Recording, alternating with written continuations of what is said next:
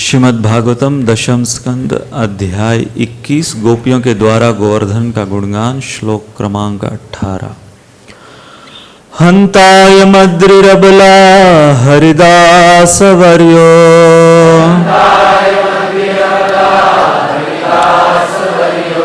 यद राम कृष्ण चरण स्पर्श प्रमोदः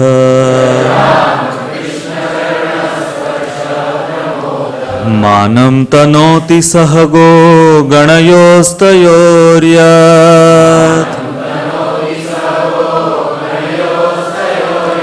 पानीय सूयवसकंदर कंदमूलै। अनुवाद और तात्पर्य। शिल प्रभुपाद के शिष्यों द्वारा समस्त भक्तों में से यह गोवर्धन पर्वत सर्वश्रेष्ठ है। हे सखियों, यह पर्वत कृष्ण तथा बलराम के साथ ही साथ उनके गौओं, बछड़ों तथा ग्वाल बालों को सभी प्रकार की आवश्यकताओं, पीने का पानी, अति मुलायम घास, गुफाएं, फल फूल तथा तरकारियों की पूर्ति करता है। इस तरह यह पर्वत भगवान का आदर करता है। कृष्ण तथा बलराम के चरण कमलों का स्पर्श पाकर गोवर्धन पर्वत अत्यंत हर्षित प्रतीत होता है। तात्पर्य। उपर्युक्त अनुवाद शिल प्रभुपाद कृत चैतन्य चरितामृत के मध्य लीला से उद्धृत किया गया है। शिल विश्वनाथ चक्रवर्ती ठाकुर ने गोवर्धन पर्वत के ऐश्वर्य की विवेचना इस प्रकार की है।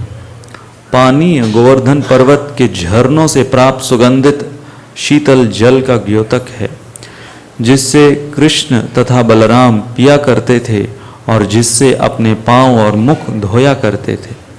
गोवर्धन पर्वत शहद, आम का रस तथा पीलू का रस जैसे अन्य पेय भी प्रदान करता है। सूयवस दूर्वा अर्थात दूब घास को बतलाता है, जिससे अर्घ की धार्मिक भेंट दी जाती है। गोवर्धन पर्वत में घास भी होती है जो सुगंधित, मुलायम तथा गौओं की वृद्धि एवं उनमें दूध बढ़ाने के लिए लाभप्रद है। इस तरह यह घास आध्यात्मिक पशुओं के खिलाने के काम आती है। कंदर गुफाओं का सूचक है, जहाँ कृष्ण तथा बलराम उनके संगी खेलते, बैठते और लेटते थे। ये गुफाएं तब आनंद देती हैं जब या तो बहुत सर्दी या गर्मी हो रही हो या फिर वर्षा हो रही हो। गोवर्धन पर्वत में खाने के मुलायम कंद, शरीर सजाने के रत्न, बैठने के लिए समतल स्थान तथा चिकने पत्थर, चमकीले जल और अन्य प्राकृतिक वस्तुओं के रूप में दर्पण तथा दीपक प्रदान करता है।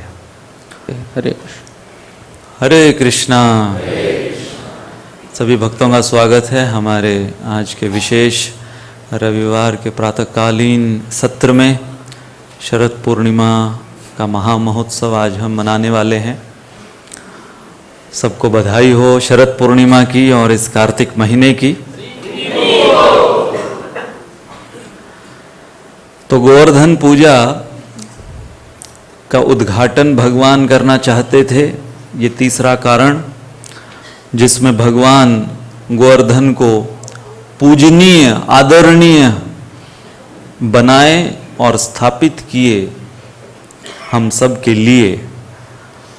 तो गोवर्धन जो कि पूजनीय और आदरणीय बने हैं, जिनको भगवान से अभिन्न भी माना है, भगवान के सर्वश्रेष्ठ भक्त होने के साथ साथ वो भगवान से अभिन्न भी हैं। तो पिछले कई रविवारों से हम भरत चरितामृत, भरत रामायण के ये एक ऐसे पात्र हैं जिनके विषय में रामायण के टीकाकारों ने भूरी भूरी प्रशंसा की है और इस प्रकार की प्रशंसा की है कि चौंकाने वाली प्रशंसा है, क्योंकि उनकी तुलना टीकाकारों ने डायरेक्टली प्रभु श्री राम से की है। जैसे पिछले दफा हमने कहा था कि एक टीकाकार कहते हैं कि यदि 100 राम पैदा होते हैं तो एक भरत पैदा होता है। जब प्रभु श्री राम लक्ष्मण और सीता के साथ भरद्वाज मुनि के आश्रम पहुंचे तो भरद्वाज ऋषि उन्होंने प्रभु श्री राम का स्वागत किया और उनकी सेवा करी और उन्हें आदेश भी दिया कि इसके पश्चात उन्हें कहां जाना चाहिए। तो भरद्वाज मुनि का सौभाग्य देखिए कि उनके तपोबल के श्रेय से साक्षात प्रभु श्री राम उनके चौखट पर आए और उसके पश्चात जब वहां से वो चित्रकूट गए उनके आदेशानुसार उनके पीछे भरत आए भरद्वाज मुनि के आश्रम में।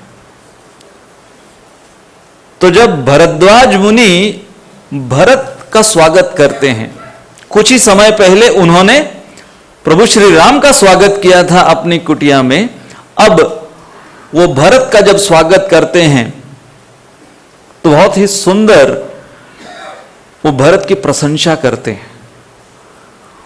वो कहते हैं कि मैंने अपने पूरे जीवन काल में जितनी तपस्या करी है, जितनी सिद्धियां प्राप्त करी हैं, जितने व्रत तप किए हैं, उन सब का श्रेय मुझे प्राप्त हुआ, प्रभु श्री राम का दर्शन मुझे प्राप्त हुआ। तो मेरी सारी तपस्या का निचोड़ प्रभु श्री राम का दर्शन, और प्रभु श्री राम के दर्शन का निचोड़ या प्रभु श्री राम के दर्शन का श्रेय है कि मुझे भरत का दर्शन हो रहा है। ये दर्जा दिया गया है भरत को। इसलिए भरत की तुलना रामायण में भगवान श्री कृष्ण की बांसुरे से की गई है। ये क्यों? एक दफा गोपियों ने भगवान की बांसुरी से एक प्रकार से द्वेष करते हुए, ईर्ष्या करते हुए पूछा कि तुम में क्या है ऐसा कि हमारे श्याम सुंदर कभी तुम्हारा संग छोड़ते ही नहीं है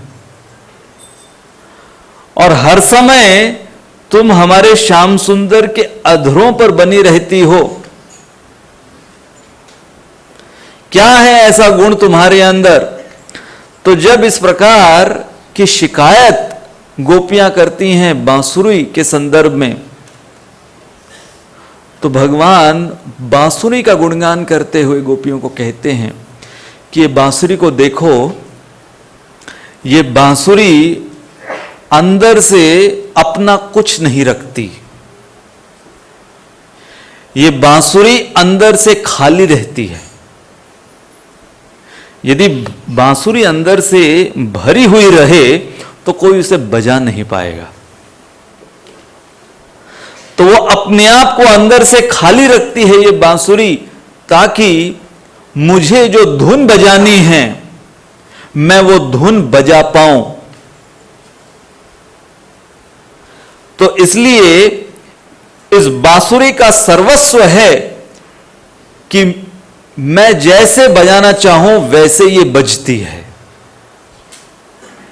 इसलिए ये हर समय मेरे अधरों पर रहती है। वही है रामायण में भरत। तो भरत की तुलना भगवान श्री कृष्ण के बांसुरी से की गई है, मानो कि प्रभु श्री राम जो स्वयं साक्षात भगवान श्री कृष्ण हैं, वही उनकी बांसुरी साक्षात भरत है, कि वो भी उस बांसुरी के समान जैसे प्रभु श्री राम बजाना चाहते थे वैसे भरत बजे। बांसुरी अपनी कभी कोई धुन नहीं निकालती, जो बांसुरी वादक होता है उसके ताल पर बजती है, वही भरत।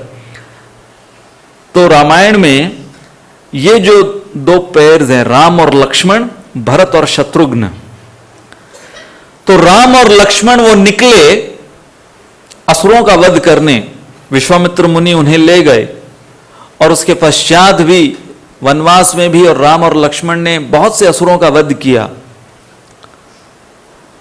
और भरत और शत्रुघ्न वो हर समय पीछे महल में रहे।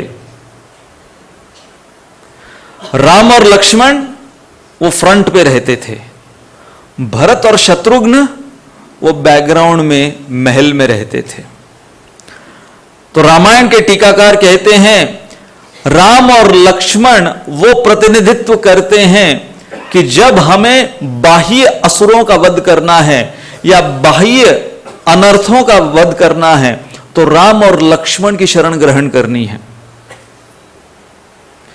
परंतु जो सबसे खतरनाक असुर अनर्थ होते हैं वो होते हैं हमारे अंदर। तो हमारे अंदरूनी अनर्थों को यदि नष्ट करना है पूर्ण रूपेण तो हमें शरण ग्रहण करनी है भरत और शत्रुघ्न। तो ये दर्जा रामायण के टीकाकार विशेष रूप से श्री वैष्णव आलवार वो भरत और शत्रुघ्न को देते हैं। Ram and Lakshman they are meant to destroy the external enemies, Bharat and Shatrughna they are meant to destroy the internal enemies। तो हमने ये पूरा जो परिवार है, ये पूरा परिवार कैसे एक आदर्श उदाहरण प्रस्थापित कर रहा है ये हम सुन रहे हैं कई रविवारों से। रॉन्ग एक्सपेक्टेशंस इस संसार में ये दो प्रकार की हैं। फिर जो 12वीं शिक्षा उर्मिला जो कि लक्ष्मण की धर्मपत्नी है वो सिखाती हैं। और पिछले हफ्ते हमने मूड मैनेजमेंट के ऊपर काफ़ी विस्तृत चर्चा करी। Mood management in regards to success and failure. एक तरफ है दिमाग और एक तरफ है हमारा दिल। तो जब हम एक पारिवारिक जीवन जी रहे हैं तो परिवार में दिल लगाना है, और जो व्यवसाय है वहां पर दिमाग लगाना है। उल्टा करने से उल्टा होता है। Pride in success, depression in failure. कोई भी इंसान इतना अमीर नहीं बन सकता कि वो अपने अतीत को खरीद ले, और कोई भी इंसान इतना गरीब कभी नहीं हो सकता कि अपने भविष्य को न बदल सके। तो यदि अमीरी और गरीबी इसको पहचानना है तो इस तरीके से पहचाने। Balancers in family which are very much essential. In fact, the mood management of each family member is very much pertinent and essential। तो हमने उदाहरण ये दंपतियों का लिया, राम और Sita, Lakshman Urmila, Bharat Mandavi, Shatrughna Shrutakirti. Made for each other यदि कहा जाए कि लोग बोलते हैं ना रब ने बना दी जोड़ी, तो कई ऐसी आदर्श जोड़ियां होती हैं इस संसार की जिनके विषय में लोग कहते हैं या स्वयं भी कहते हैं कि रब ने हमारी जोड़ी बनाई है। यहां पर हम प्रस्तुत कर रहे हैं रब की जोड़ी।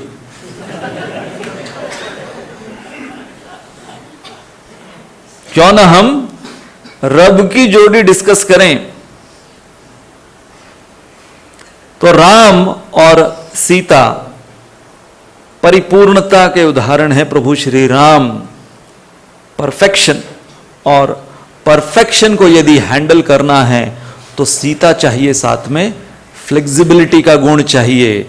नहीं तो दोनों परफेक्शनिस्ट यदि हों तो बहुत कुछ दूसरों को भुगतना पड़ता है।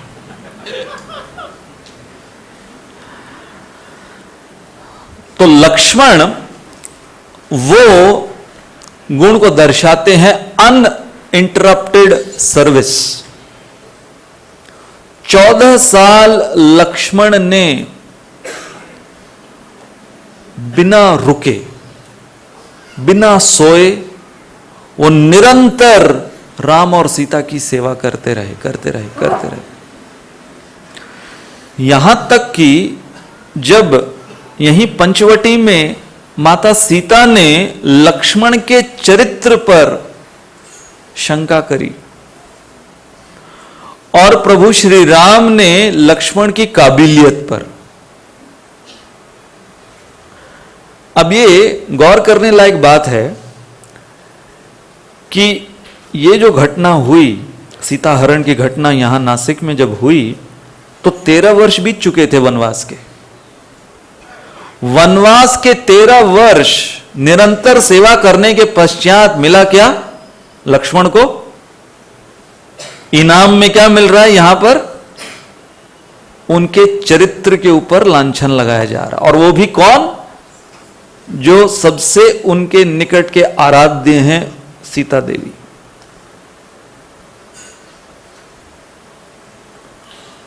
इतना होने के बावजूद लक्ष्मण उसको नजरअंदाज क्यों कर दिए? अक्सर इस संसार में लोग अंदाज के पीछे जाते हैं।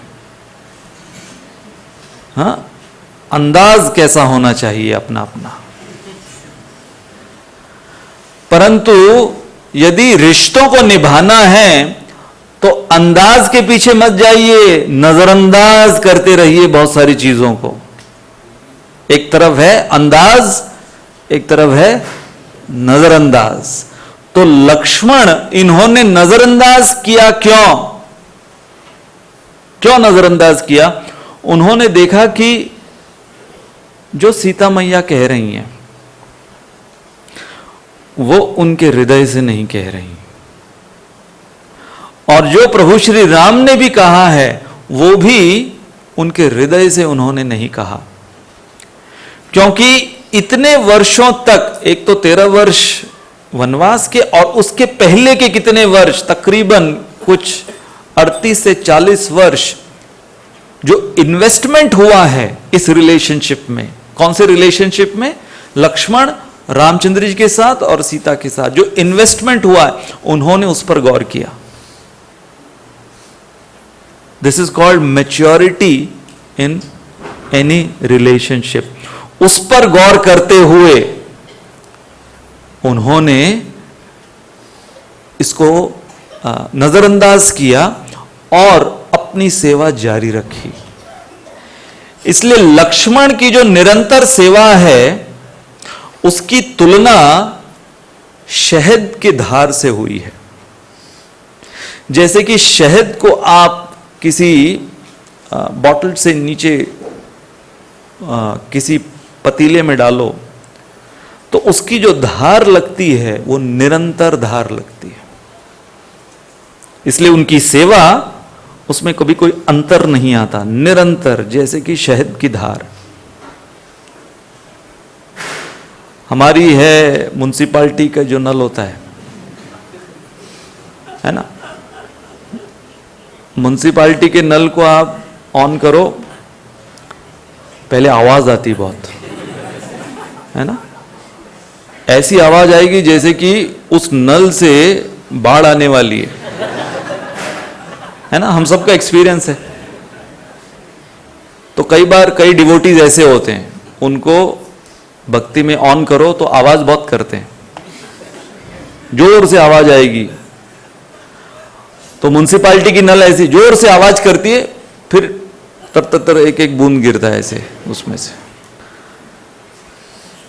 तो लक्ष्मण उस प्रकार से नहीं है, इसलिए वो प्रतिनिधित्व कर रहे हैं अनइंटरप्टेड सर्विस, और उनकी धर्मपत्नी उर्मिला रिस्पॉन्सिबल डिटैचमेंट। हमने हनुमान जी का उदाहरण लिया था इस संदर्भ में।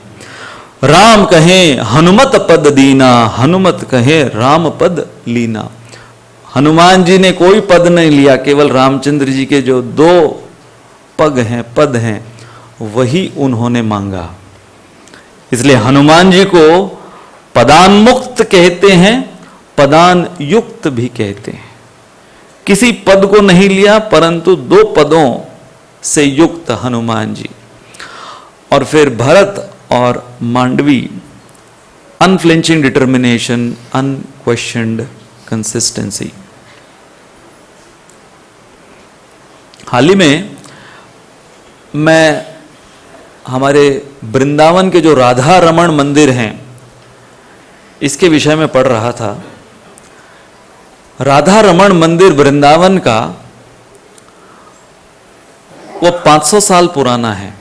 गोपाल भट्ट गोस्वामी जो कि उनके आराध्य राधा रमण जी और उनके नेतृत्व में आज दिन तक वहाँ की जो पूजा अर्चना चल रही है, उनकी लाइन की, जो इतने सबसे ज़्यादा, प्रभुपाद ने भी कहा कि यदि डीटी वर्शिप सीखना है तो राधा रमण मंदिर के डीटी वर्शिप को सीखना है, स्टैंडर्ड्स। तो राधा रमण जी का जो पर्सनल किचन है, जैसे मदन गोपाल जी का डीटी किचन है अपना, वैसे राधा रमण जी का डीटी किचन है। तो पिछले 500 साल से राधा रमण जी के पर्सनल डीटी किचन का जो चूल्हा है वो जल रहा है। पिछले 500 साल से वो चूल्हे को बुझाया नहीं है उन्होंने, और वो ओरिजिनल चूल्हा जलाया था गोपाल भट्ट गोस्वामी ने, और माचिस लेकर नहीं, उन्होंने पत्थर, लकड़ी ये सब लेकर वो चूल्हे को जलाना प्रारंभ किया था। तो जो गोपाल भट्ट गोस्वामी ने 500 साल पहले राधा रमण जी के डीटी किचन का चूल्हा जलाया, उसको उन्होंने बुझाया नहीं है, वो निरंतर तब से चल रहा है। तो ये छोटे छोटे उदाहरण हैं जो कि हमें ये बताते हैं कि भगवान की सेवा जो है वो इस प्रकार की होनी चाहिए जिसके अंदर कोई अंतर ना आए। तो भरत, ये लक्ष्मण, मांडवी, उर्मिला, ये सब कुछ सिखा रहे हैं। शत्रुघ्न और श्रुतकीर्ति हमें फाइनली अनपैरेलल्ड ह्यूमिलिटी और अनकॉम्प्लिकेटेड ऑनेस्टी। मैं जब राधानाथ महाराज की निजी सेवा में था तो एक उनका कार्यक्रम आयोजित किया था आईआईटी बॉम्बे पवई। तो उस कार्यक्रम में डिवोटीज अलाउड नहीं थे क्योंकि वो रेस्ट्रिक्टेड एरिया, सेमिनार हॉल, वहाँ पर केवल जो फैकल्टी, आईआईटी की फैकल्टी और स्टूडेंट्स, उनके लिए ही प्रोग्राम था। तो केवल मैं एज अ पर्सनल सर्वेंट महाराज के साथ गया था, तो बुक्स भी गए थे, बुक टेबल लगा था। तो सेमिनार हुआ महाराज का, सब स्टूडेंट्स के लिए, फैकल्टी के लिए। सेमिनार के पश्चात एक स्टूडेंट बिल्कुल नया, पहली दफा प्रोग्राम के लिए आया, उसने भगवत गीता खरीदी एज इट इज इंग्लिश में, और वो भगवत गीता महाराज के पास लाया। उसने साइन करो इस पर। महाराज की नोट स्पीकर थे तो महाराज का सिग्नेचर वो चाहता था। मैं वहीं बगल में खड़ा था, परंतु मैं इतने भी पास में नहीं था कि महाराज दिखें, मतलब मैं दिखूं महाराज को, मैं इतने भी पास नहीं था। लेकिन मुझे दिख रहा था जो भगवत गीता उसने महाराज को दी साइन करने के लिए। तो महाराज ने पहला पन्ना, दूसरा पन्ना, और दूसरे पन्ने पर आपने यदि देखा होगा तो भगवत गीता ऊपर लिखी हुई है और बीच में स्पेस पूरा खाली है, और नीचे उस पेज के नीचे लिखा हुआ है फाउंडर आचार्य एसी भक्ति वेदांत स्वामी श्रील प्रभुपाद। अब ऑब्वियसली इतना स्पेस बीच का खाली है, तो यदि हमें कोई देता साइन करने के लिए तो हम कहाँ साइन करते? जो इतना बीच का स्पेस है वहीं साइन करते। तो महाराज 1 मिनट के लिए सोच रहे थे, मैं देख रहा हूं, परंतु महाराज को पता नहीं कि मुझे दिख रहा है। फिर श्रील प्रभुपाद का जो नाम, फाउंडर आचार्य ऐसी भक्ति वेदांत स्वामी श्रील प्रभुपाद, उसके नीचे बहुत थोड़ी सी जगह थी, तो महाराज ने प्रभुपाद के नाम के नीचे अपना साइन किया। अब देखिए, ये भी छोटी सी बात है, परंतु मुझे ये अब तक बात याद है क्योंकि महाराज का एक स्पॉन्टेनियस हम्बल नेचर, जो लेक्चर में इतना बोलते हैं। कई बार लेक्चर में सुनाना बहुत आसान होता है, पब्लिकली ह्यूमिलिटी दिखाना और भी आसान होता है, परंतु प्राइवेटली उसको प्रैक्टिस करना, to show humility in public is very easy, specially in Kalyug. In Kalyug everything can be faked, even humility can be faked, but to practice humility in private is something which is the rarest in Kali Yuga. तो यहां पर शत्रुघ्न, उन्होंने private humility दर्शाई, unparalleled humility was unparalleled of Shatrughna, इसलिए उनको ये नाम मिला है कि जो सबसे बड़ा शत्रु है उसका हनन इन्होंने किया। सबसे बड़ा शत्रु है अहंकार, और उन्होंने उस अहंकार का हनन किया। तो मूड मैनेजमेंट में ये चार दंपति हमें ये 8 गुण सिखाते हैं। तो अब हम आते हैं 14th लेसन पर। हमने पिछली बार कंक्लूड किया था हमारी एक छोटी सी रचना पर। रिश्तों को निभाना है तो बलिदान करना होगा। एक खून है तो एक को पानी होना होगा, क्योंकि खून यदि साफ होता है तो केवल पानी से, वरना खून से मिलन तो घाव कहलाता है। ये जो शब्द है ना बलिदान, बहुत इंटरेस्टिंग वर्ड है। आपको पता है ये बलिदान पहले शब्दकोश में नहीं था। ये शब्द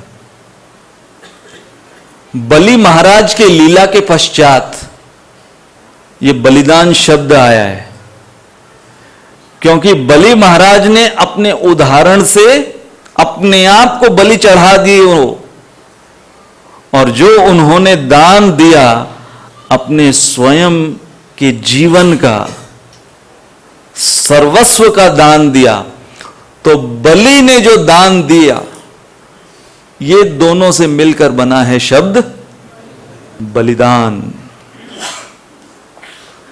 तो अब जो 14वां लेसन, 14th लेसन, अब इन सब रामायण में इन माताओं का लिस्ट यदि हम देखें, सीता, उर्मिला, मांडवी, श्रुतकीर्ति, सुमित्रा, कौशल्या, तो रामायण के टीकाकार वो प्रभु श्री राम के जो ऐसे पार्षद हैं, इंग्लिश में यदि कहें द अनसंग हीरोज, इनको क्या कहा गया है? ये ऐसे महाजन हुए हैं जिनके विषय में साधारण जनता नहीं जानती।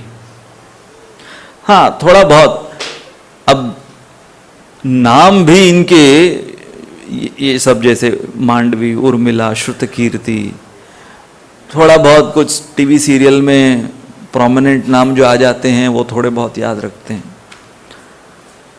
परंतु नाम भी याद नहीं, उनके गुण और उनके पीछे क्या उन्होंने आदर्श प्रस्थापित किया है।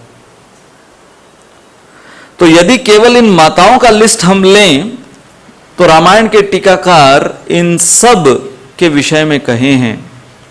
ये 14th lesson, not all heroes have big muscles.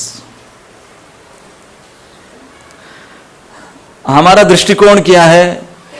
कोई हीरो या हीरोइन कौन ऐसा होना चाहिए जो बहुत ऐश्वर्यशाली, दिखने में एकदम इंप्रेसिव, अट्रैक्टिव, जिसको कहते हैं ना धांसू, धांसू होना चाहिए।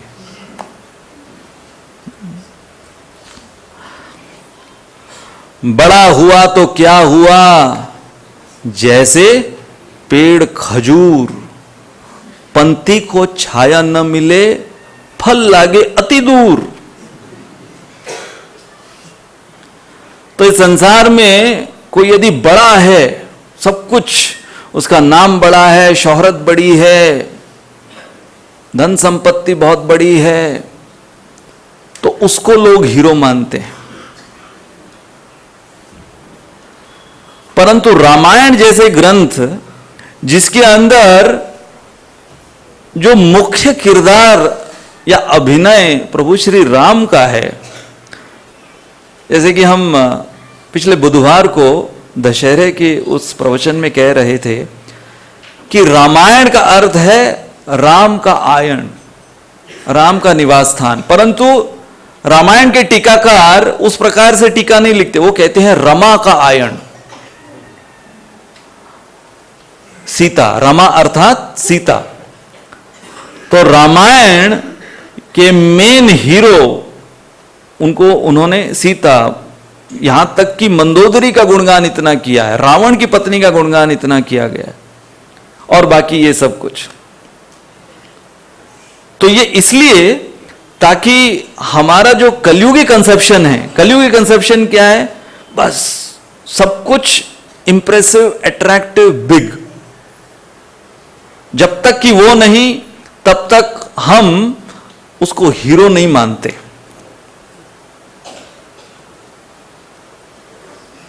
जैसे समंदर, समंदर के विषय में कहा है, समंदर को इतनी सी बात खल गई, समंदर को इतनी सी बात खल गई, मेरे ऊपर कागज की नाव कैसे चल गई।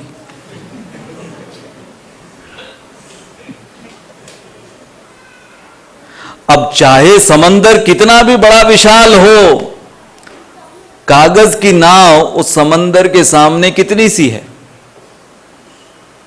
परंतु हर समय समंदर के ऊपर ही रहेगी वो। चाहे कितनी भी लहरें उस नाव को भिगो दे, कागज की कश्ती को, परंतु वो कागज की कश्ती, वो कागज की नाव हर समय समंदर के ऊपर ही तैरती रहेंगी। परंतु समंदर को ये बात खल जाती है कि ये नाव इतनी सी 2 कौड़ी की मेरे ऊपर कैसे चल गई।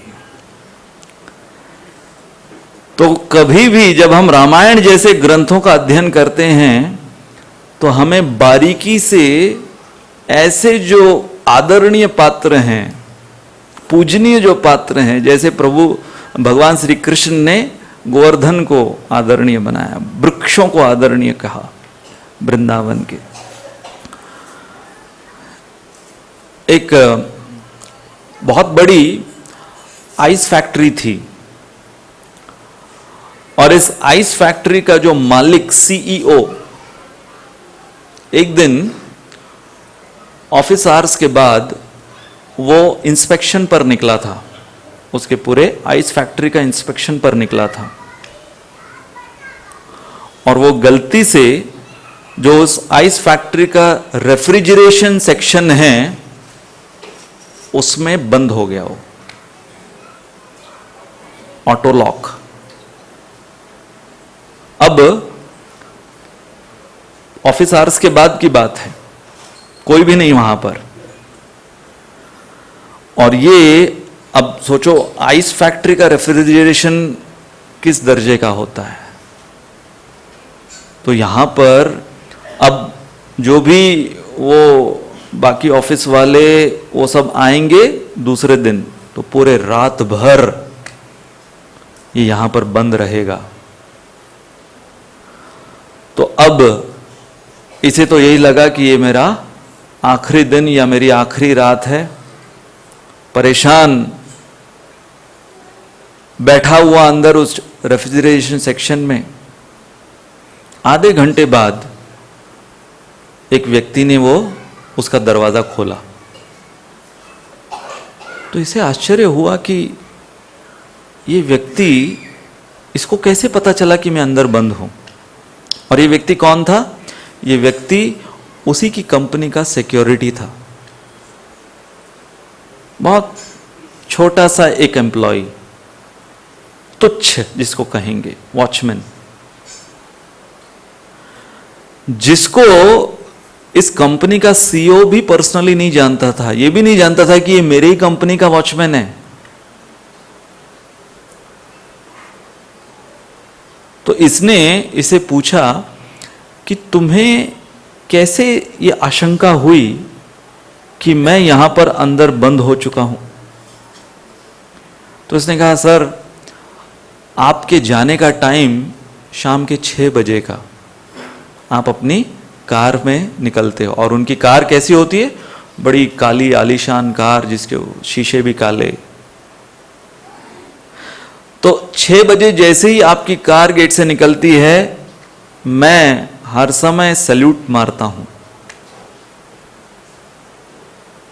और इसके सैल्यूट को ये सीईओ ने कभी देखा नहीं।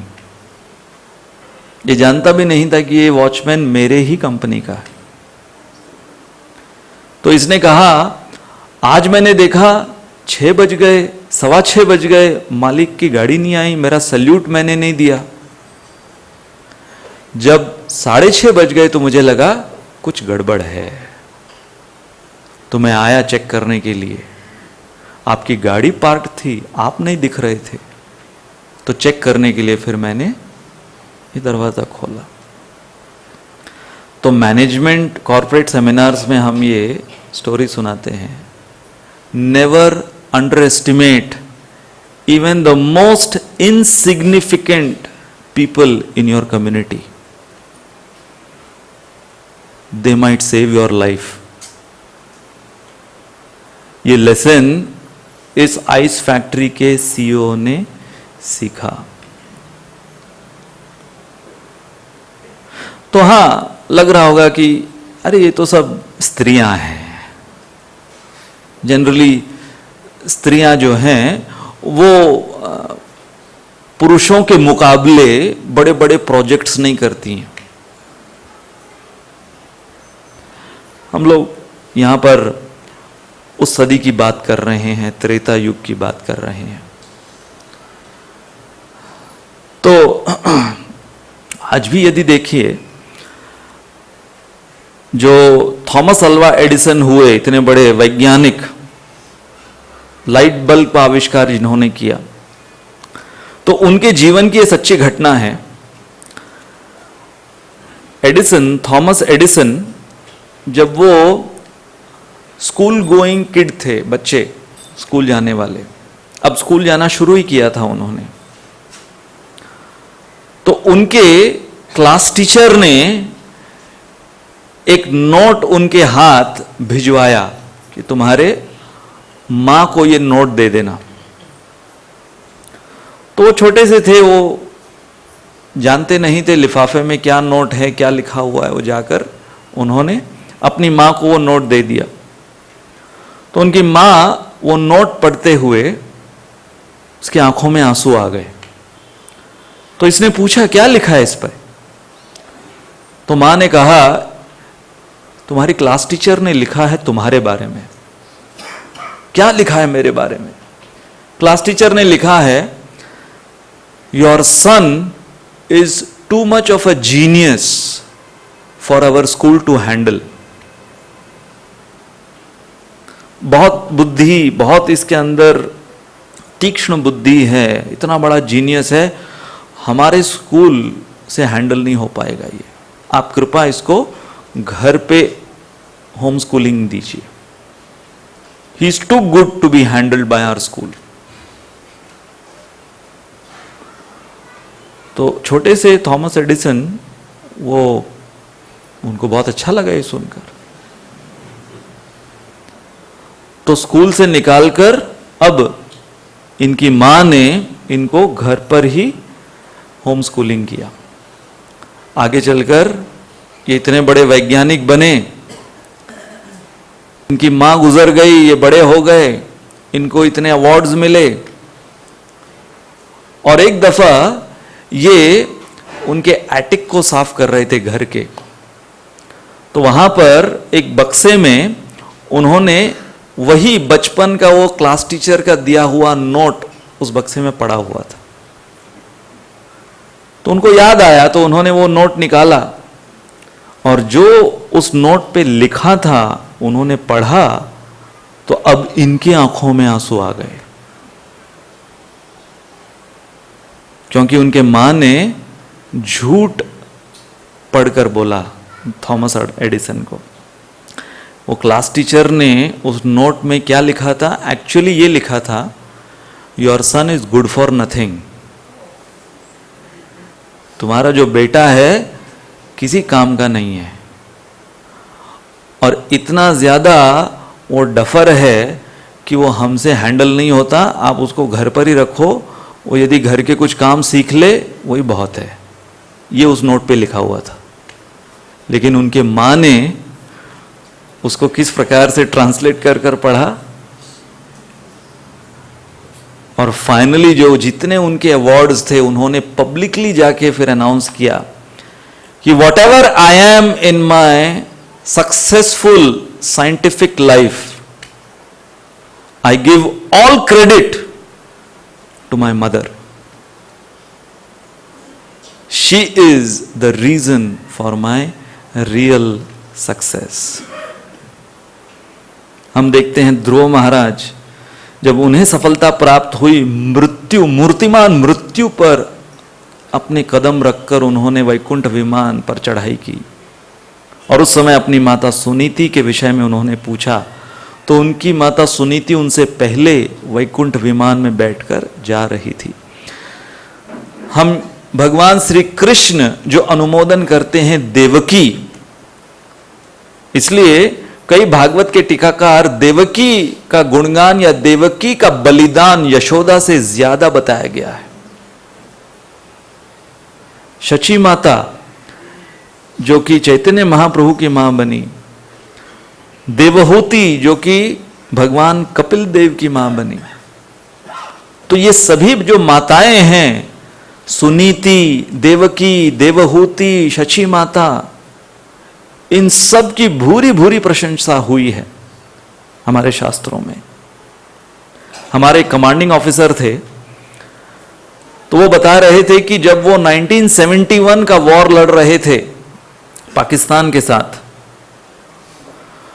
तो उनकी पूरी बटालियन फ्रंट पर बुलाई गई थी। तो Pakistan border, India Pakistan border, front पर उनकी पूरी बटालियन को बुलाया गया, वॉर चल रहा है। तो इनकी मां, इन्होंने कहा कि मैं भी आना चाहती हूं। तो पूरे बटालियन वहां पर उन्होंने पूछा कि मैडम आप क्या करेंगे? वहां पर तो पूरा वॉर सिचुएशन है और सब जगह गोलीबारी चल रही होगी, आपका क्या योगदान होगा?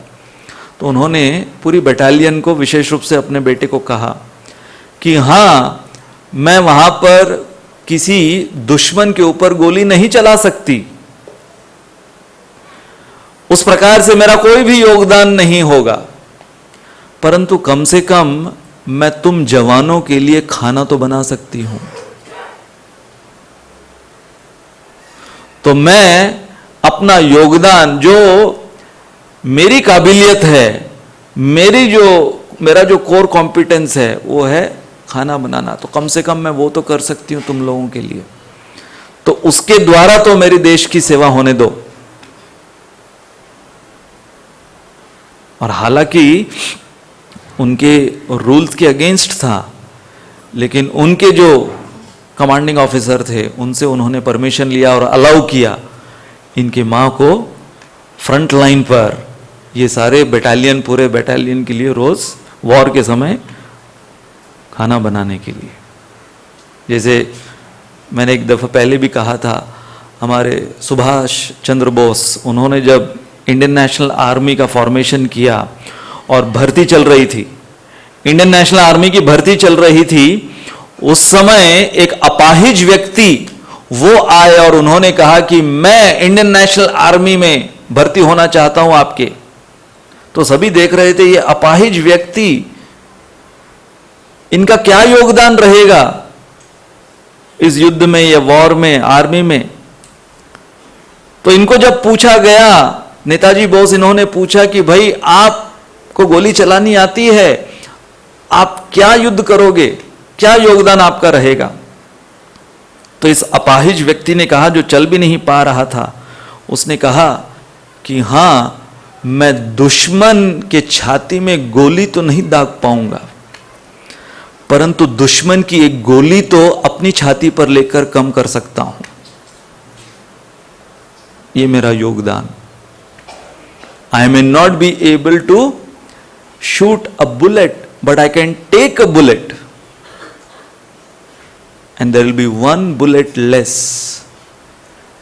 in the guns of the enemies. Not all heroes have big muscles. हमारे इस्कॉन के जयद्वैत महाराज को एक बार हम लोगों ने पूछा था। अब जयद्वैत महाराज इस्कॉन में एक ऐसे सन्यासी हैं जो बहुत ही फिलोसॉफिकल हैं, नॉन इमोशनल हैं और बहुत स्ट्रिक्ट सन्यासी माने जाते हैं। तो उनको हमने पूछा, Maharaj, what do you think ISKCON needs the most now? After so many years ISKCON has become so big. What do you think ISKCON needs the most? Imagine, Jaydev Maharaj ने तुरंत स्पॉन्टेनियसली कहा, ISKCON needs grandmothers. We need grandmothers, enough of managers, enough of big leaders, enough of big preachers, enough of achievers.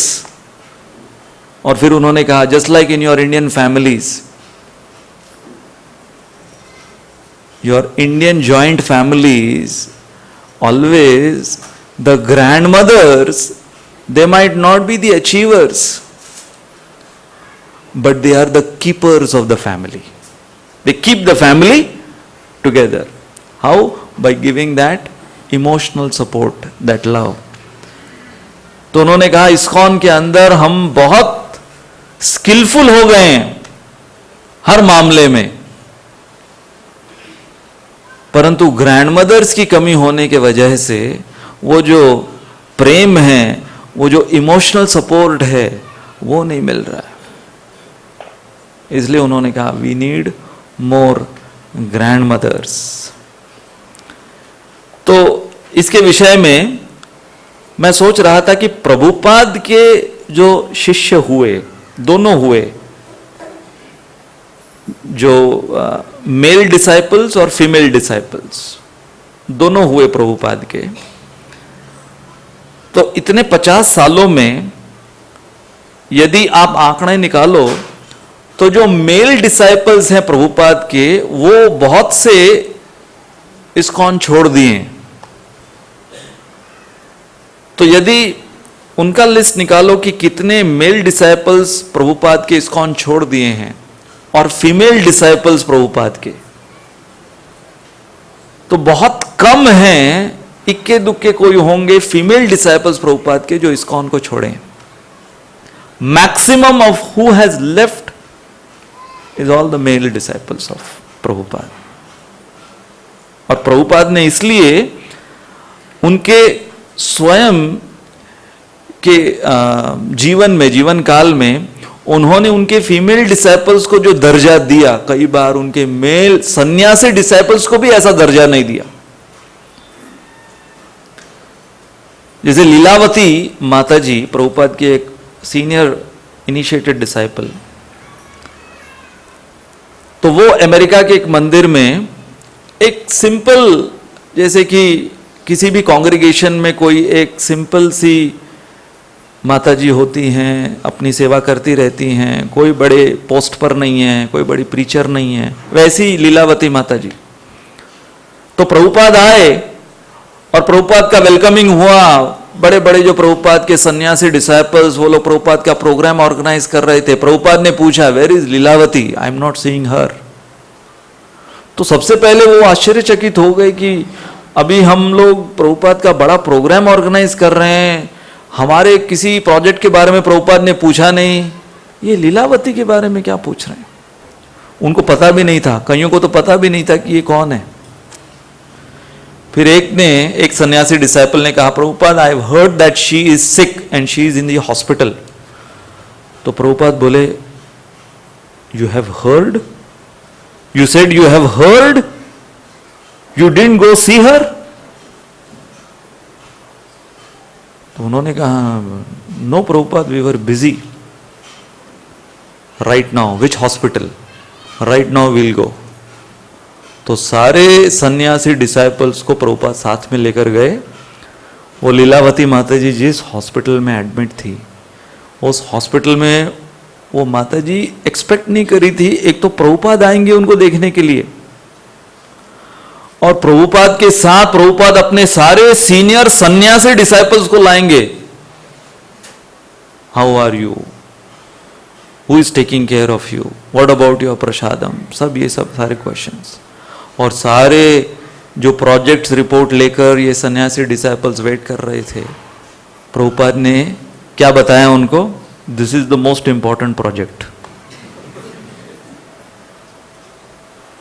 Sarveshwari माता जी, एक और Prabhupada disciple, वो pregnant थी, और वो रात को उनकी सेवा थी प्रभुपाद के लिए दूध गर्म कर कर उनके कमरे में रखना, और वो भी प्रभुपाद के आने से पहले। प्रभुपाद एकदम गर्म नहीं पीते थे, तो उसको थोड़ा सा, जिसको बोलते हैं गुनगुना सा बनाकर उसको प्रभुपाद के कमरे में रख देना। तो हुआ क्या कि वो प्रभुपाद के कमरे में रख देती थी, प्रभुपाद बाद में आकर दूध पी लेते थे। तो उस दिन प्रभुपाद जल्दी आ गए अपने कमरे में, और उन्होंने देखा ये सर्वेश्वरी माता जी वो दूध रखें। तो प्रभुपाद ने देखा, यू आर प्रेग्नेंट। तो उन्होंने कहा, yes Prabhupada, what are you having for your baby. तो बोली कि whatever prasad, temple prasad आए हैं। प्रभुपाद ने पूरा दूध का glass, take this, drink this, you should have nourishing milk every day. बोले, no Prabhupada, this is for you, I am not pregnant.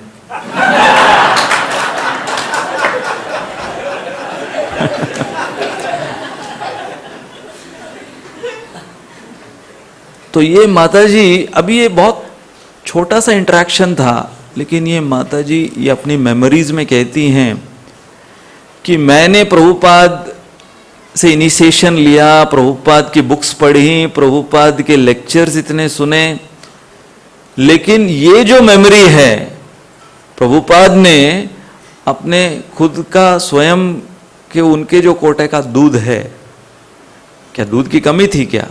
हाँ, प्रभुपाद बोल सकते थे दूसरे सर्वेंट को, एक और दूध का ग्लास बनाओ, इनको पिलाओ, लेकिन वो एक जो जेस्चर, अपने स्वयं के दूध के ग्लास को उनको बोला कि यहीं पे पियो, drink in front of me, और फिर कहा like this you should drink every day. सबसे ज्यादा जो रोंगटे खड़े करने वाली इस पास टाइम है प्रभुपाद की। फर्स्ट टाइम प्रभुपाद मायापुर अपने वेस्टर्न डिसाइपल्स को लेकर आते हैं, और प्रभुपाद के गॉड ब्रदर्स कौन है? भक्ति सिद्धांत सरस्वती ठाकुर के सन्यासी डिसाइपल्स। सोचो, सरस्वती ठाकुर जो कि एकदम कड़क सन्यासी, उनके सन्यासी डिसाइपल्स प्रभुपाद को मिलने के लिए आते हैं कि प्रभुपाद ने जो इतनी कामयाबी हासिल करी, और प्रभुपाद प्रसाद अरेंज करते हैं इन सन्यासी डिसाइपल्स का। इनके गॉड ब्रदर्स हैं प्रभुपाद के वो, और सर्विंग के लिए मालती माता जी को लगाते हैं। कौन है ये? अमेरिकन प्रभुपाद की शिष्या, जिनकी उम्र कुछ मेरे ख्याल से 20-25 साल की कुछ होगी। तो मालती माता जी को अजीब लग रहा था कि ये सन्यासी प्रभुपाद के गॉड ब्रदर्स, उनको मैं सर्विंग करूंगी? प्रभुपाद ने कहा यस यू शुड सर्व। और ये सारे सन्यासी डिसाइपल्स एक दूसरे को देख रहे हैं कि ये अभय चरण कर क्या रहा है, इसको क्यों लगा है सर्विंग करने के लिए। और वो पूरा अपना सर ढके हुए, पल्लू लिए हुए, शर्माते हुए वो सर्विंग कर रही है। तो प्रभुपाद ने देखा वो एकदम शर्मा शर्मा के हाथ उसके कांप रहे सर्विंग करते समय इन सन्यासी डिसाइपल्स को। और फिर प्रभुपाद इन सन्यासी डिसाइपल्स को कहते हैं, so she is Malati my senior disciple, and what about हर?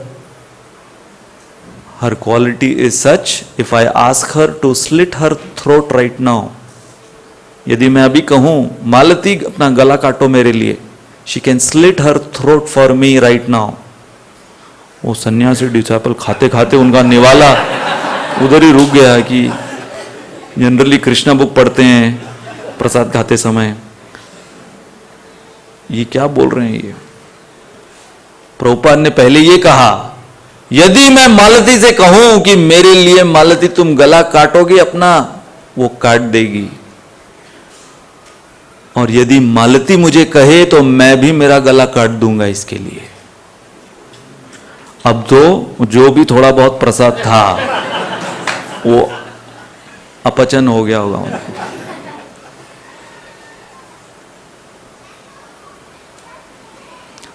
तो जो प्रभुपाद ने इनको ये दर्जा दिया, इसलिए बहुत ही इंपॉर्टेंट ये लेसन, रामायण के ये जो पात्र हैं, these are the unsung non muscular heroes. कोई डोले शोले नहीं, कोई उन दिखावट नहीं उनके अंदर, लेकिन जो वास्तविक रामायण के मर्म को जानने वाले, उन्होंने ये स्टैंडर्ड प्रस्थापित किया और उन्होंने इनको ये दर्जा दिया। तो आज हम एक और ऐसे अनसंग हीरो, हालांकि ये काफी प्रसिद्ध हुई, लेकिन इस्कॉन में हम इतना नहीं सुनते इनके विषय में। बहुत साल पहले मैंने मीराबाई का चरित्र पढ़ा था इस्कॉन में आने से पहले। तो मैंने सोचा कि ये जो लिस्ट हैं रामायण की लिस्ट, यदि इनकी तुलना में हम अभी हमारे कलयुग में भगवान श्री कृष्ण की एक ऐसी अनन्या भक्त हुई जिनका कनेक्शन श्रीमती राधा रानी से भी है, तो मीरा के भजन, मीराबाई के विषय में महाराष्ट्र में इतना नहीं सुना होगा आप लोगों ने। वो राजस्थान नॉर्थ में मीराबाई ज्यादा प्रसिद्ध हुई। तो मीराबाई वो एक राजघराने की थी, राठौर परिवार की राजघराने की थी वो। इसलिए वो भजन में है ना, महलों में पली बनके जोगन चली, मीरा रानी दीवानी कहानी लगी। तो वो महलों में पली बड़ी और फिर उनका विवाह हुआ इस राजा से जिनका नाम था कुंवर भोजराज। तो कुंवर भोजराज इनके विषय में बताया गया। अब मीराबाई के विषय में आप लोगों ने सुना होगा, परंतु इनके जो पति हुए कुंवर भोजराज, इनके विषय में बहुत कम लोग जानते हैं। तो कुंवर भोजराज को एक दफा मीराबाई कहती हैं कि देखिए, आपने मुझसे विवाह तो किया, परंतु एक जो पत्नी होती है, अपने पति को जो सुख देती है, पति की जो सेवा करती है, वो मैं आपको नहीं दे पाई। इसलिए मैं आपसे अनुरोध करती हूं कि आप दूसरी शादी कर लो। और वो जो आपकी दूसरी पत्नी होगी मैं उसकी सेवा करूंगी, तो उसके द्वारा आप संतान उत्पत्ति भी कर पाओगे, आपका वंश आगे बढ़ेगा और मेरा जीवन तो बिल्कुल अलग है। तो जब कुंवर भोजराज ने ये सुना तो उनकी आंखों में आंसू आ गए और फिर वो याद करने लगे कि उन्होंने मीराबाई से विवाह क्यों किया था। कुंवर भोजराज वो मीराबाई को बचपन से जानते थे। तो जो इनकी बुआ थी, किनकी, कुंवर भोजराज की जो बुआ, उनके पिता का नाम राजा संग्राम सिंह, कुंवर भोजराज के पिता का नाम राजा संग्राम सिंह, और राजा संग्राम सिंह की जो बहन वो मीराबाई की ताई जी भी थी। तो इस नाते कुंवर भोजराज वो मीराबाई को बचपन से जानते थे। तो वो इतना बचपन से मीराबाई से आकर्षित थे कि उन्होंने निश्चित कर लिया था कि मैंने विवाह करना है तो इसी से करना है। तो कुछ वर्ष मीराबाई को ऑब्जर्व करने के पश्चात कुंवर भोजराज ने मीराबाई को कह दिया कि मुझे तुमसे विवाह करना है। उस समय मीराबाई कही, देरी हो गई, मेरा विवाह तो ऑलरेडी हो चुका है। सपने में मीराबाई ने गिरधर गोपाल के साथ विवाह कर लिया था और वो सुहागन अपने आप को मानती थी, गिरधर गोपाल की सुहागन मानती थी। उन्होंने कहा कि मेरा विवाह तो उनके साथ हो चुका है, आप लेट हो गए। तो कुंवर भोजराज वो इस बात को भी जानते थे कि ये अनन्य भक्त हैं गिरधर गोपाल की। तो उन्होंने मीराबाई से कहा कि देखो, मैं जानता हूं, मैं क्यों कह रहा हूं कि मुझे फिर भी विवाह करना है तुमसे, क्योंकि तुम्हारे जो माता पिता हैं वो तुम्हारा विवाह किसी दूसरे पुरुष से करने ही वाले हैं, उससे तो तुम बच नहीं सकती। और वो जो भी पुरुष होगा वो कभी स्वीकार नहीं करेगा तुम्हारे इस कृष्ण भक्ति को और तुम्हारे इस गिरधर गोपाल के साथ विवाह करने को, वो कभी स्वीकार नहीं करेगा। यदि जितने पुरुष वर्ग हैं इस पूरे मेवाड़ में, उसमें से केवल मैं हूं जो तुम्हारी कृष्ण भक्ति में कभी अवरोध नहीं डालूंगा, कभी अवरोध नहीं डालूंगा। तो देखो, तुम्हारे सामने मैं जो प्रस्ताव रख रहा हूं तुम्हारे ही भले के लिए है, तुम्हारे भविष्य के भले के लिए है। तो मीराबाई ने सोचा, काफी सोचा, कई दिन बीते। फिर मीराबाई को जब फिर से पूछा कुंवर भोजराज ने, क्या सोचा तुमने? तो मीराबाई ने कहा, ठीक है, मैं आपसे विवाह करूंगी, परंतु मेरी एक शर्त है। कुंवर भोजराज ने कहा, जो भी तुम्हारी शर्त है मैं स्वीकार करता हूं। मीराबाई ने कहा, मेरी शर्त यह है, मेरी आज्ञा के बिना मेरे तन को तुम स्पर्श नहीं करोगे,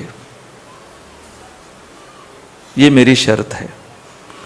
कुंवर भोजराज ने कहा, स्वीकार है, ये तुम्हारी शर्त मुझे स्वीकार है।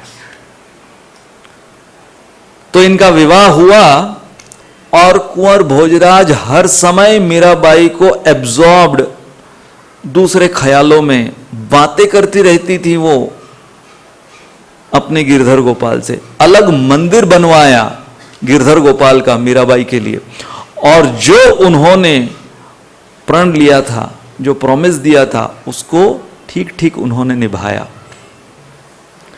तो राजा संग्राम सिंह और कुंवर भोजराज जब तक जीवित थे तब तक मीराबाई की भक्ति में कोई अवरोध नहीं आया था। वो जो मीराबाई के पदों में है ना, राणा ने विष दिया, वो राणा संग्राम सिंह नहीं है, बल्कि कुंवर भोजराज के भाई विक्रम सिंह, उन्होंने बाद में बहुत कठिनाइयां दी मीराबाई को जब कुंवर भोजराज गुजर गए। तो एक दिन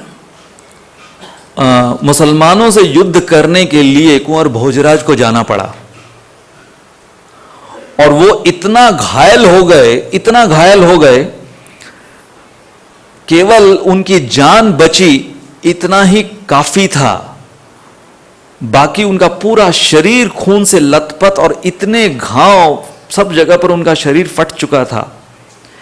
ऐसी घायल अवस्था में उनको उठाकर लाया गया और वैद्य ने कहा कि इनके घाव इतने ज्यादा गहरे हैं और इतने ताजे हैं कि इनको हम सी भी नहीं सकते।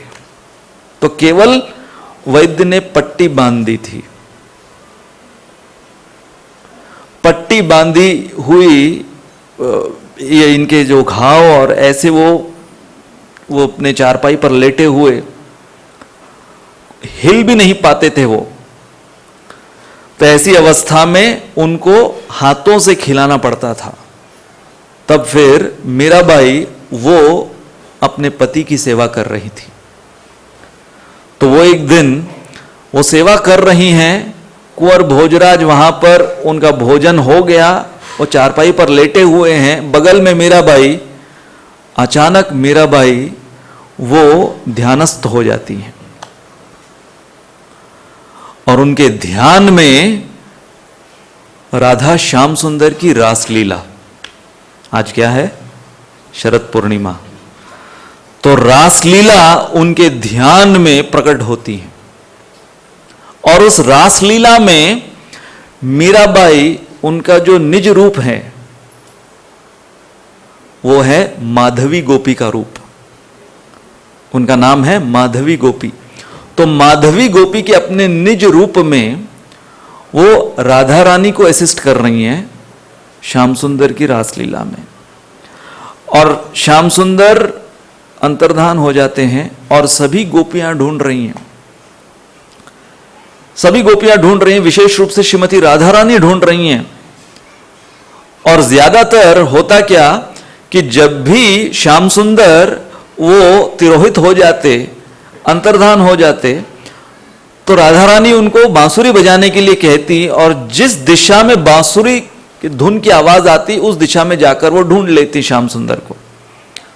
तो वो पुकार रही श्याम सुंदर को, बांसुरी बजाने के लिए बोल रही राधा रानी, और श्याम सुंदर इस प्रकार की बांसुरी बजाए कि जिसकी धुन चारों ओर से सुनाई दे रही है। तो कंफ्यूज्ड सारी गोपियां, श्रीमती राधा रानी कंफ्यूज्ड कि ये श्याम सुंदर है कहां, कैसे पता लगाया जाए। उस समय मीराबाई जो कि माधवी गोपी के रूप में, उन्होंने ध्यान कीर्तन प्रारंभ किया। मीराबाई प्रसिद्ध थी ध्यान कीर्तन करने में। तो उन्होंने ध्यान कीर्तन जब प्रारंभ किया तो उनका ध्यान कीर्तन इतना तीव्र हुआ कि श्याम सुंदर अपनी बांसुरी बजाना भूल गए। और वो बांसुरी जो हर समय श्याम सुंदर के अधरों पर रहती है, वो बांसुरी धीरे धीरे उनके अधरों से नीचे आने लगी। और निकुंज में छिपे श्याम सुंदर वो सोचने लगे कि ये कैसा अद्भुत ध्यान कीर्तन है इस माधवी गोपी का, कि मुझे जैसे चुंबक की तरह खींचे चला जा रहा है, मैं खींचे चला जा रहा हूं। और तुरंत श्याम सुंदर सबके सामने आ गए। इसलिए मीराबाई के विषय में कहा गया है, ध्यान घनश्याम का दीवाना बना देता है। इनके विषय में बताया गया है, ध्यान घनश्याम का दीवाना बना देता है, दिल गोकुल तो कभी बरसाना बना देता है। इस प्रकार से उनका ध्यान कीर्तन हुआ करता था। अच्छा, अब हम स्टोरी में जा रहे हैं। कुंवर भोजराज मूर्छित घायल अवस्था में चारपाई पर पड़े हुए हैं। मीराबाई इस मेडिटेशन में, माधवी गोपी, और भगवान माधवी गोपी को दर्शन देकर फिर से दौड़ने लगते हैं। तो अब माधवी गोपी और श्रीमती राधा रानी भाग रही हैं श्याम सुंदर को पकड़ने के लिए। तो यहां सच में मीराबाई वो अपने आसन से उठती हैं और वो भागने लगती हैं। कुंवर भोजराज देखते हैं कि ये कहां जा रही हैं। इसकी जो आंखें हैं वो अधखुली आंखों से ये कहाँ जा रही हैं? तो अटारी पर चढ़ गई, सेकंड फ्लोर पर वो अटारी। कुंवर भोजराज ने देखा कि ये ऊपर जा रही है, अब ये हिल नहीं पा रहे हैं इतनी घायल अवस्था में।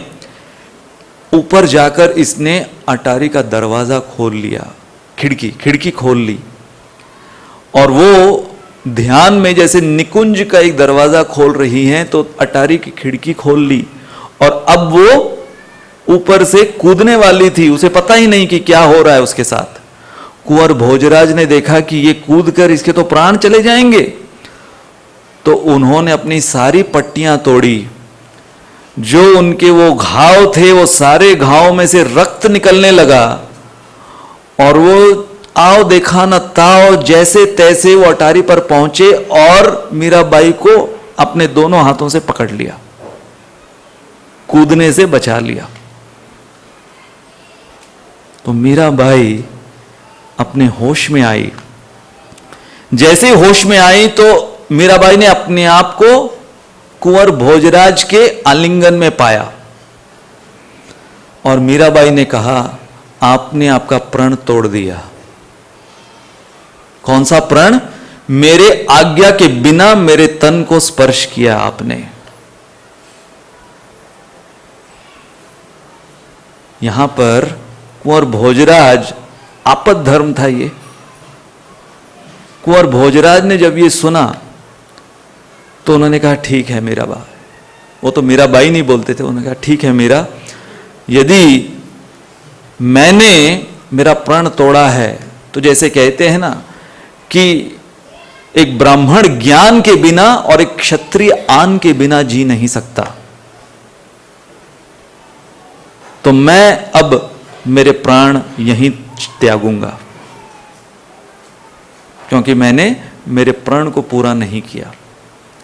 तो वहां पर वो पूरा रक्त से सना हुआ उनका शरीर, रक्त बह रहा है, घाव वो पूरे सने हुए रक्त से, इतनी पीड़ा में, और फिर इतने घंटे बीत गए, उस अवस्था में उन्होंने कोई औषधि नहीं लगाई, और फिर वो मीराबाई से कहते हैं कि तुम जानती हो कि मैंने तुमसे विवाह क्यों किया? मैंने तुमसे विवाह तुम्हारे लिए किया, मेरे लिए नहीं किया।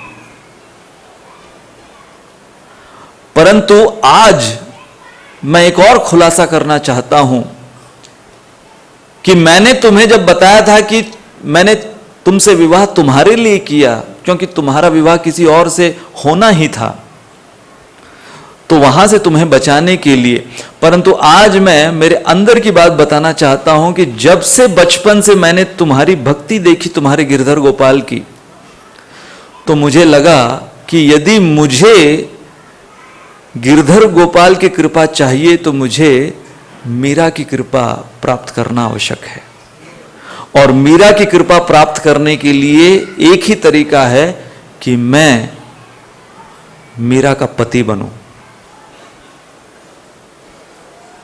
नहीं तो ये कभी मेरे साथ नहीं रहेगी। और मैं जानता था कि तुम्हारी शर्त क्या होगी, जो तुमने शर्त रखी थी कि मैं तुम्हारे तन को स्पर्श भी ना करूं, तो मैं जानता था कि क्या शर्त होगी तुम्हारी। जानते बूझते हुए मैंने तुमसे विवाह, तुमने ये प्रस्ताव रखा कि मैं किसी और से शादी कर लूं, नहीं, मैंने तुम्हारे गिरधर गोपाल की जो भक्ति है उसको कसौटी पे रखा था। बहुत लोग तुम्हें बावरी बोलते थे, पागल बोलते थे, परंतु मैं जानता था कि इसका प्रेम सच्चा है,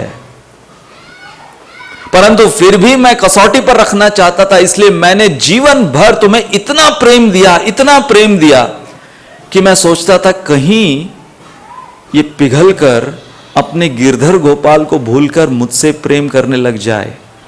यदि तुम मुझसे प्रेम करने लग जाती तो तुम फेल हो जाती मेरे उस टेस्ट में, लेकिन तुम फेल नहीं हुई मीरा। इतना निस्वार्थ प्रेम मैंने तुमसे किया, परंतु तुमने अपने गिरधर गोपाल का प्रेम नहीं छोड़ा।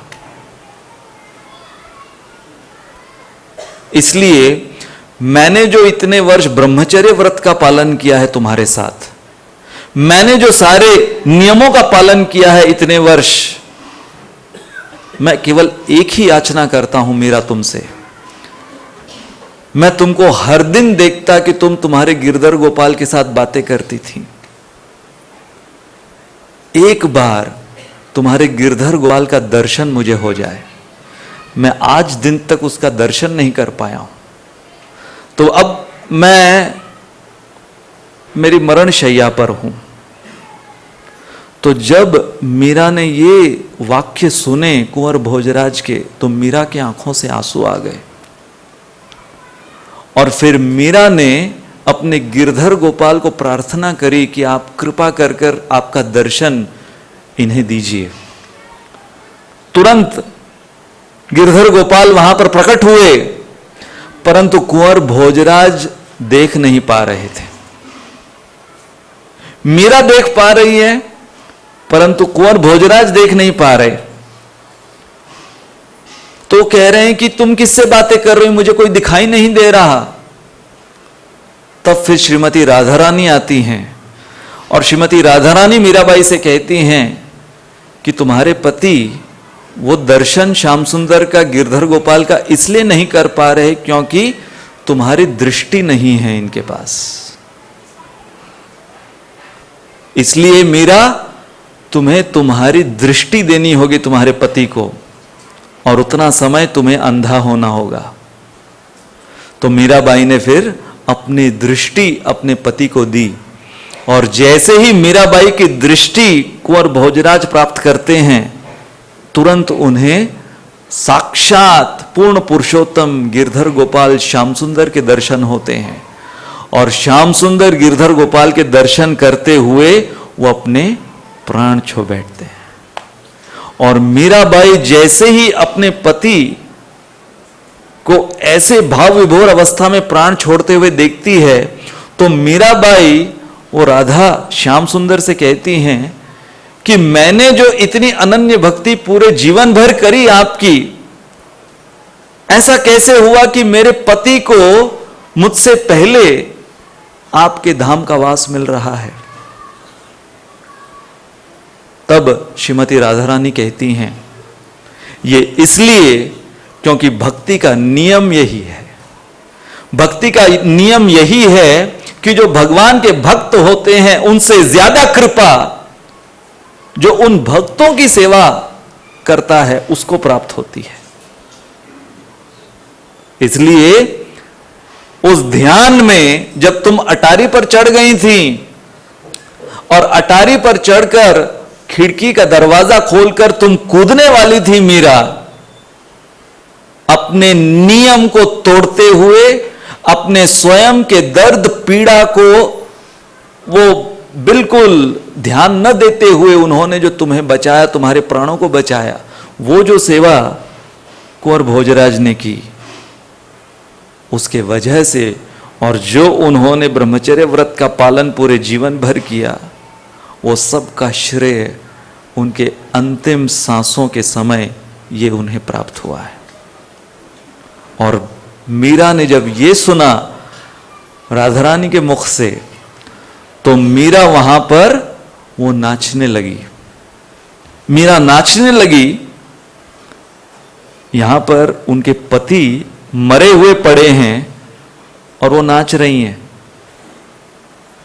तो उस समय विक्रम सिंह और कुंवर भोजराज की बहन उदा वो देखते हैं कि अरे ये मर चुके हैं और ये नाच रही है, ये क्या दृश्य है, ये क्या पागलपन है। तो उदा वहां पर भागकर आती है चूड़ियां तोड़ने के लिए, मीराबाई की चूड़ियां तोड़ने के लिए, सिंदूर मिटाने के लिए। मीराबाई उदा का हाथ पकड़ लेती है, खबरदार, खबरदार जो मेरी चूड़ियां तोड़ी, खबरदार जो मेरा सिंदूर उजेड़ा, क्योंकि मैं सदा सुहागन हूं, गिरधर गोपाल वो मेरे पति हैं। और तुम जानती नहीं हो कि ये कुंवर भोजराज कहां कौन सी सदगति को प्राप्त हुए हैं। तो विक्रम सिंह, उसने जब देखा कि ये इसका पागलपन बढ़ता जा रहा है, इस मीरा का पागलपन बढ़ता जा रहा है, तो उसने फिर निश्चित किया कि इस मीरा को मुझे खत्म करना है। और मीराबाई का नियम था, उनके पास शालिग्राम था जिनकी वो पूजा अर्चना रोज करती थी, और उनका नियम यह था कि वो शालिग्राम का चरणामृत ग्रहण करने के पश्चात ही वो दिन में कुछ खाती पीती थी। तो विक्रम सिंह ने मीराबाई के उस शालिग्राम को चुरा लिया। अब 1 दिन बीता, 2 दिन बीता, मीराबाई बिलख रही हैं, रो रही हैं। 3 दिन हुआ, मीराबाई ने कुछ पिया नहीं, कुछ खाया नहीं। तो विक्रम सिंह देखता है कि अरे ये तो शायद ऐसे भी नहीं मरेगी। तो विक्रम सिंह उदा अपनी बहन से कहता है कि थोड़ा चरणामृत बनाओ, और चरणामृत में कालकूट विष डालो, और ये ऐसा जहर होना चाहिए कि यदि जीभ तो क्या, केवल अधरों पर स्पर्श हो जाए तो व्यक्ति मर जाए। तो ऐसा विषैला विष वो मीराबाई को दिया पीने के लिए कि ये है चरणामृत, शालिग्राम तुम्हारे मिल गए, तुम चरणामृत लो पहले। तो मीराबाई ने चरणामृत पिया, हालांकि वो चरणामृत नहीं था, विष था। और वो पीने के पश्चात मीराबाई और भाव विभोर होकर नाचने लगी। तो ये विक्रम सिंह, ये उदा, बाकी के रिश्तेदार संबंधी सोचने लगे कि शायद अब वो विष काम करेगा, थोड़े समय बाद काम करेगा। वो विष वास्तविक रूप में चरणामृत में ही परिणित हो गया। राणा ने विष दिया, मानो अमृत पिया, मीरा सागर में सरिता समाने लगी। दुख लाखों सहे, मुख से गोविंद कहे, मीरा गोविंद गोपाल गाने लगी। तो ये मीराबाई वहां पर गोविंद गोपाल गाते हुए भाव विभोर अवस्था में नाच रही है। बहुत घंटे बीत गए, पूरा दिन बीत गया, कुछ नहीं हुआ मीराबाई को। तो विक्रम सिंह ने सोचा कि शायद वो जहर नकली था। तो इसने सपेरे को बुलाया, और सपेरे को कहा कि तुम्हारे सर्पों में जो सबसे जहरीला सर्प है वो टोकरी में लेकर आओ, जो सबसे जहरीला नाग है उसको लेकर आओ। तो वो लेकर आया, और उस जहरीले नाग को उस टोकरी में डालकर मीराबाई के सामने रखता है। विक्रम सिंह कहता है तुम्हारे शालिग्राम मिल गए, इस टोकरी में तुम्हारे शालिग्राम हैं। कि मीराबाई जैसे ही वो टोकरी खोलेगी तो वो नाग डस देगा, और फिर कोई मिलावट उस विष में नहीं होगा। तो जैसे ही मीराबाई को यह समाचार मिलता है कि इस टोकरी में मेरे शालिग्राम हैं, तो मीराबाई वो टोकरी खोलती है, और वास्तविक रूप में मीराबाई के शालिग्राम वहां पर उस टोकरी में होते हैं।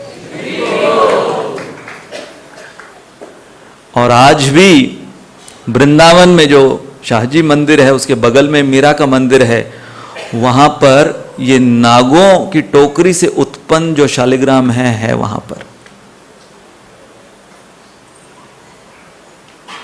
और फिर ये धीरे धीरे वहां के मेवाड़ के लोग समझने लगे कि ये कोई बावरी नहीं है, ये कोई साधारण स्त्री नहीं है। यहां तक कि अकबर, आगरा में जो अकबर था वहां पर वो बादशाह बना हुआ था, वहां तक खबर फैली। तो जब इसकी प्रसिद्धि बढ़ रही थी मीराबाई की, तो विक्रम सिंह से सहन नहीं हुआ, तो उसने एक और चीज करी। एक बार मीराबाई सत्संग कार्यक्रम के लिए निकली, जहां पर केवल कीर्तन आयोजित किया गया था भगवान का। तो रोक रहा था ये विक्रम सिंह जाने से, परंतु फिर भी ये गई। तो इसके पीछे, इसके जो कक्ष में, अंतःपुर में, विक्रम सिंह ने इसकी शैया के ऊपर ऐसे कांटे लगा दिए, विष में मिश्रित कांटे, कि रात को जब सोने आएंगी तो ये सारे विष से मिश्रित कांटे इसको चुभेंगे और ये सुबह मर जाएगी।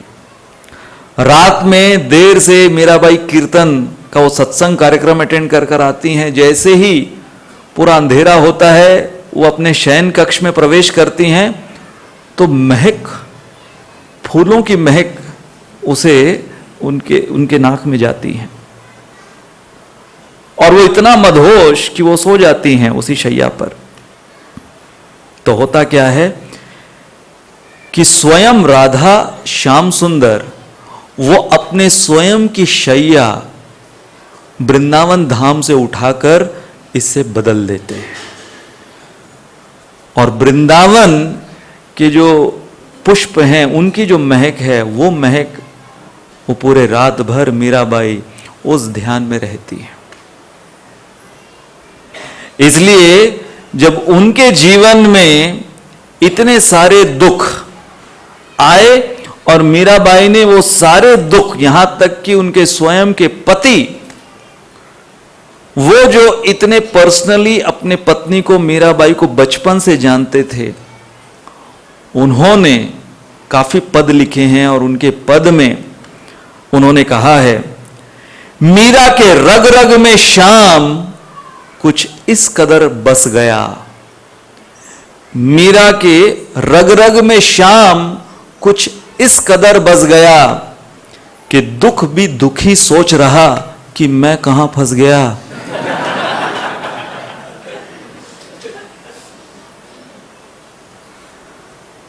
तो मैं इसलिए सुनाना चाह रहा था क्योंकि अक्सर हम लोग इस्कॉन में मीराबाई के विषय में अक्सर इतना नहीं सुनते, इतना जानते भी नहीं हैं।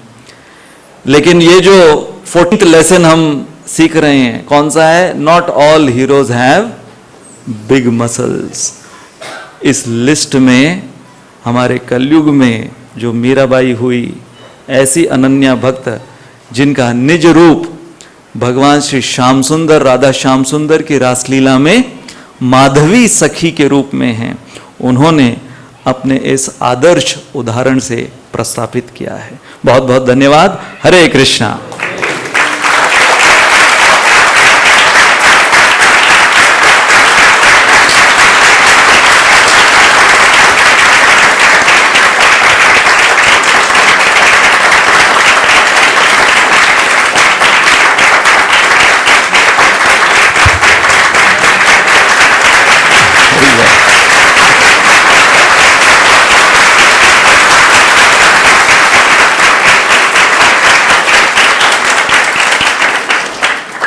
तो आज शाम को जो मीराबाई के भक्ति के स्रोत हैं श्रीमती राधा रानी, आज शाम को ऐसे जो प्रधान गोपिका, उनका एक नाम है प्रधान गोपिका, अनया आराधिता अनूनम, शुकदेव गोस्वामी जो श्रीमद् भागवत में कहते हैं। तो जो सबसे गोपियों में भगवान श्री कृष्ण के अनन्य भक्तों में जो स्रोत हैं इन सब के, श्रीमती राधा रानी, जिनका महीना आज से प्रारंभ हुआ है, तो आज शाम के हमारे प्रवचन में हम उनकी चर्चा करेंगे। बोलो शरद पूर्णिमा महामहोत्सव की जय, श्री राधा दामोदर भगवान की जय, मीराबाई की जय, श्रील प्रभुपाद की जय, अनंत कोटि वैष्णव वृंद की जय, निताय गौर प्रेमानंदी। श्रीमान शिक्षाष्टकम प्रभु की हरे कृष्णा। कुछ सूचना इस